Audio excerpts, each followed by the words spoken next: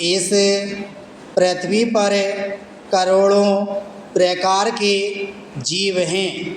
उनमें से मनुष्य को छोड़कर सभी जीवों का जीवन केवल दो धुरी के बीच घूमता है। एक है जन्म, दूसरा मृत्यु।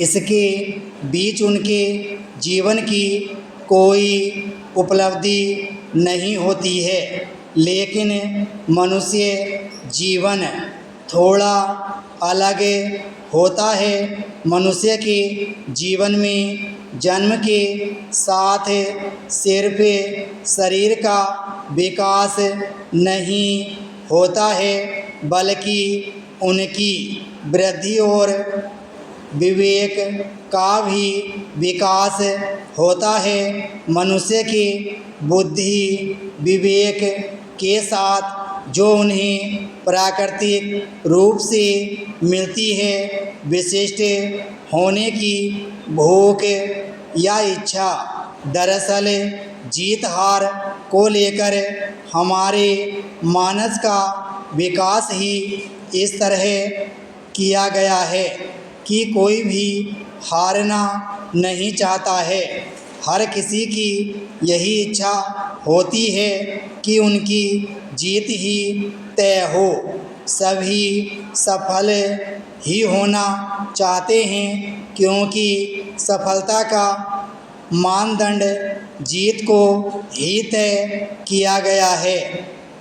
हार को जीत के रास्ते के तौर पर भी नहीं स्वीकार किया जाता है, बल्कि हारने वाले को कमतर के रूप में आंका जाता है। यूँ तो सभी मनुष्यों के जीवन की सफलता की परिभाषा अलग अलग होती है, लेकिन उनमें से कुछ मनुष्य अपने लक्ष्य को पा लेते हैं और कुछ अपने लक्ष्य से कोसों दूर रह जाते हैं। विकास क्रम में यह सुनिश्चित हुआ कि मनुष्य सृष्टि का इकलौता ऐसा जीव है जिसके लिए कुछ भी असंभव नहीं है।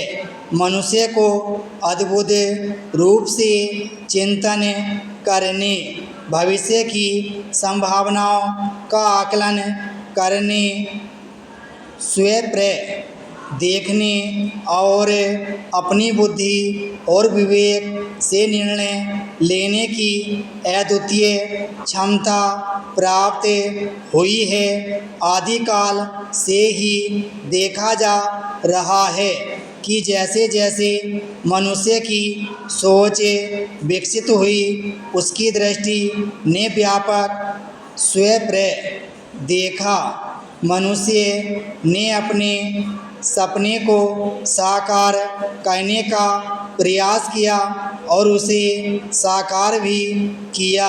यह मनुष्य की अद्भुत क्षमता को दर्शाता है, मगर ऐसा कर पाना सभी लोगों के लिए संभव नहीं हो सका। कालक्रम में जैसी व्यवस्था निर्मित और विकसित हुई, उसमें यह क्षमता कुछ ही मनुष्य या वर्गों के दायरे में सिमटती गई। इस क्रम में कुछ ही मनुष्य विशिष्ट बन पाते हैं। अब सवाल है कि क्या ऐसा होने के पीछे भाग्य की बड़ी भूमिका है?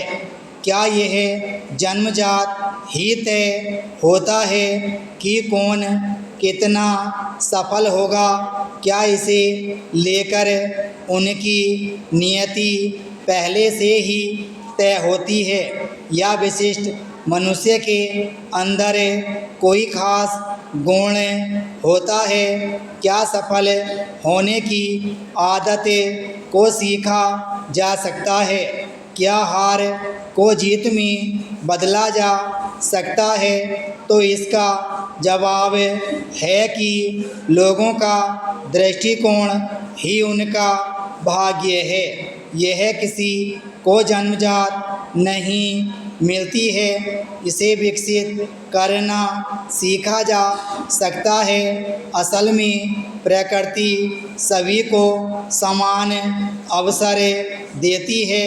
दायरों का निर्माण, अवसरों की सीमा आदि मनुष्यों के बीच सामर्थ्य और वर्चस्वशाली समूहों ने किया। आधुनिक युग में विराम स्टोर